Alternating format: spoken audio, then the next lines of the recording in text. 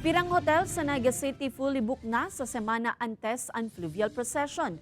Mga hotel asin accommodation sa pagtaraid na lugar kan Naga, padikit-dikit naman subuot na napapano nin bookings para sa Peña Francia Fiesta. Ang detalya sa report ni Jessica Kalinog. Nasa 128 ang mga kwarto sa mga hotel na pigmamanihar ni Stephen. Asin ang mga hotel room na iyan, ngunyan pa sana. Fully booked na daa para sa September 13 to 14, asin September 19 to 21. Ang panahon kan traslasyon asin fluvial procession.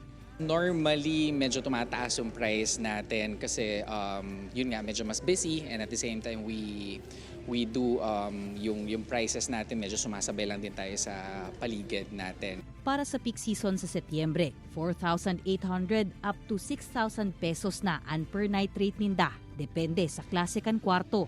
Sa Talakan Naga City Investment and Tourism Promotions Office, kadaklan kan hotels and accommodations sa Naga City, fully booked na talaga sa semana makalihis ang traslasyon hasta sa fluvial procession.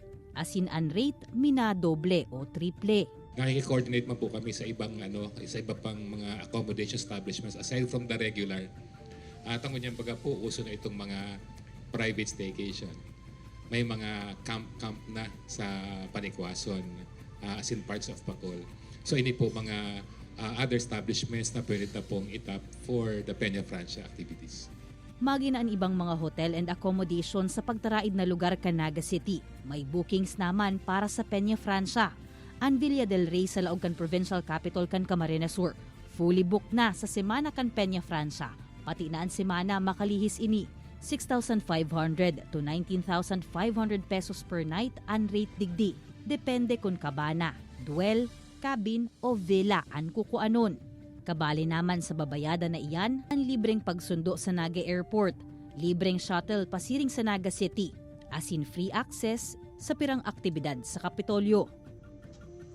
Kaibanan si Carlo Abonita, Jessica Kalinog, Balitang Bicolandia.